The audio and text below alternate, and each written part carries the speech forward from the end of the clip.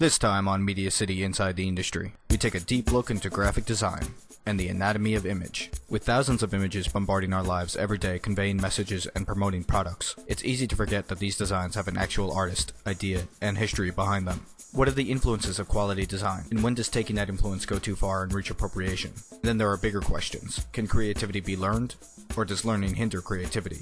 We sit down with two masters of design to answer questions about the history and hidden meanings of countless images, from movie posters and book covers to fine art and advertisements.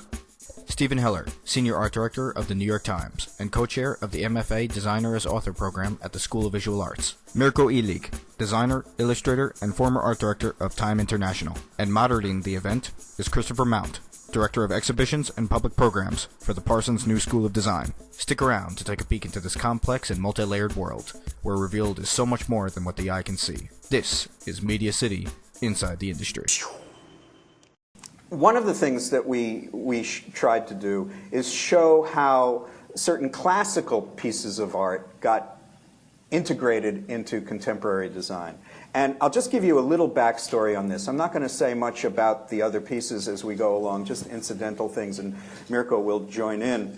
But this particular cover of Esquire was done by George Lois, who lives only a few blocks from here. And it's a takeoff on Saint Sebastian. Saint Sebastian is a Christian martyr. The idea that he had for this was to take that painting and contemporize it. So he was a friend of Muhammad Ali, and during the late 60s, Muhammad Ali had been stripped of his heavyweight title because he opposed the Vietnam War. It was a very political time. And George Lois, who worked basically alone on the covers of Esquire for 120 issues, worked only with the editor, Harold Hayes, and they would decide what goes into the magazine, or at least what would go on the cover that was in the magazine. And this was an unprecedented power that a designer, an art director had. And they decided that Muhammad Ali was the top story, and he brought his friend Muhammad Ali into the studio and said, well, I'm going to do this picture of you as Saint Sebastian. We're going to put arrows in you, and you're going to look just like this painting, and it's going to tell a great story, and it's going to be monumental icon in America. And Muhammad Ali said, wait a minute, I'm Muslim. That's a Christian saint. Can't do it. And Lois was nonplussed. He said, well, let me talk to Elijah Muhammad, who was the principal leader of the black Muslim movement in America. And they got on the phone, and Lois, being Lois, was very persuasive and convinced him that this would be a great thing. And Elijah Muhammad said, this is fine, and ergo, here is the cover. So we started with this image, and then we go to another image, which is using the same Saint Sebastian idea. It uses one of the actual paintings. It was painted many times by different artists, but in this case, it's for smokes. And then Mirko found other uses of this image. How many images did you go through to get to these things? I don't know. It's a lot. I'm dyslexic. I cannot remember people's name, dates, and whatever, but I can remember almost every image I ever saw. And this is true. It's frightening, really frightening. So he went through all of the Saint Sebastians, and I'm only showing you a few of them. And then we decided there's another theme that runs through design. When I said there were 5 or 6, there are definitely more than that. But one of the other themes that goes through graphic design is the X-ray. The X-ray is an amazing tool that was invented at the turn of the century, but at the same time, it's also a very graphic tool. So here, Mirko found this image, and how did you find this one? In some magazine. I have a really strange system of remembering things. I remember images. Magazine was mostly white, was on the first part of the magazine on top left corner. And then I go to my archive looking for mostly white magazine, and mostly white magazines then certain part of the office, and that's how I remember images. It's a really strange way to categorize, and it's really hard to help me too, because some of my employees, which are here, I will chase them. Mostly white magazine, look for mostly white magazine, and I will be upset if somebody will misplace them. So he found the X-ray. Mirko has also worked with X-ray images. In fact, he can see X-ray, all of you. There's nothing to hide. So he found that campaign. And then we go back. Then we started looking at what else represented the X-ray in graphic design. And one of the first X-ray images was this John Hartfield picture that was done in 1933 or 4. It was a satiric image against Hitler, obviously. Hitler eats gold and craps something garbage. else. Garbage, exactly. But also that's his spine. And that becomes his spine. So there's the political aspect of it. So we see another strain. And then we go to something else, something more contemporary. This is a product for muscle enhancement. And it's a really clever use of the X-ray. And then he found this cover, which goes back to 1999, using the X-ray again in a fairly literal manner for the best doctors in New York. And then he goes into his mind works in miraculous ways. After you saw the X-ray, did you know this? Did you see this? Yeah, that was actually on the street. As I was walking down and thinking about project, that was on the street. That was contemporary poster that week. And you can see what we're looking at. It's X-ray, but it's not an X-ray, right? So this is another strain in graphic design where human bodies take the form of physical objects. So here you have the skull, but it's made up of the bodies. And here you have an original. So it went back, actually, to the early days of photography around the turn of the century, when these kinds of things were not easily made because there was no Photoshop. And they were also very popular because they were special effects at a time when special effects really had a spectacular impact on the common eye.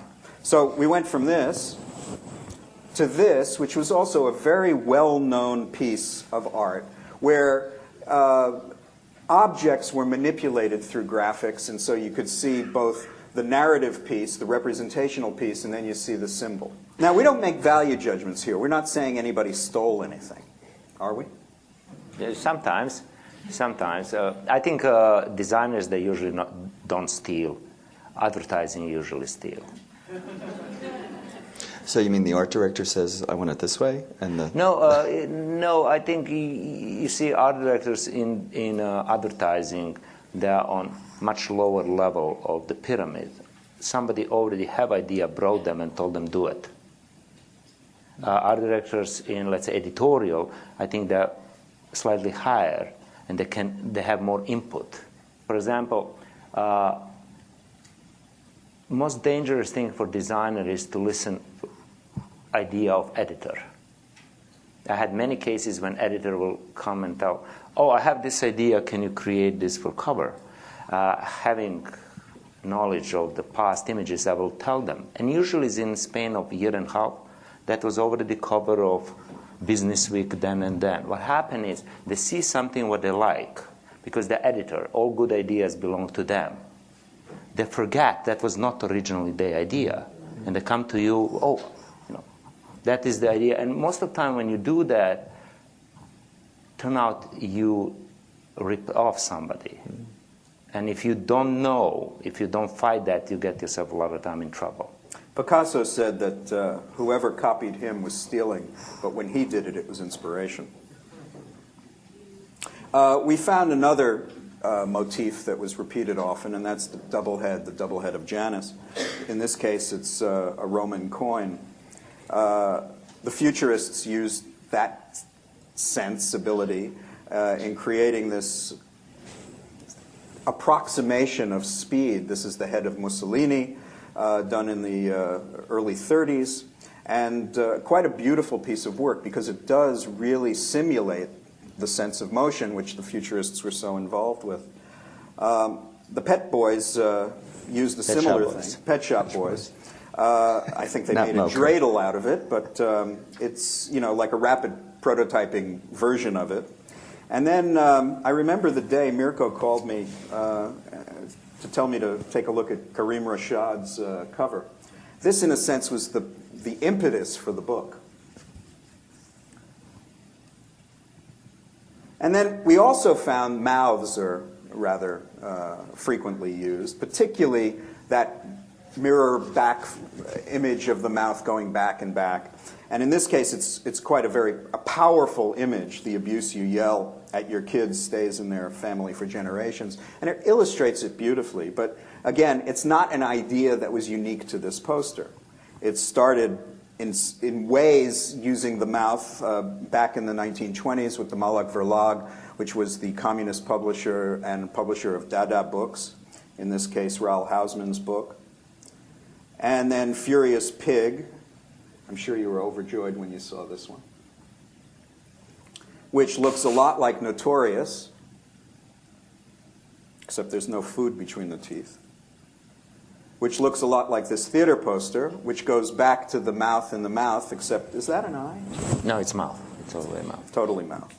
And then we figured, the mouth is an optical illusion, this mouth within a mouth. And we decided to look for more things that were optically illusional.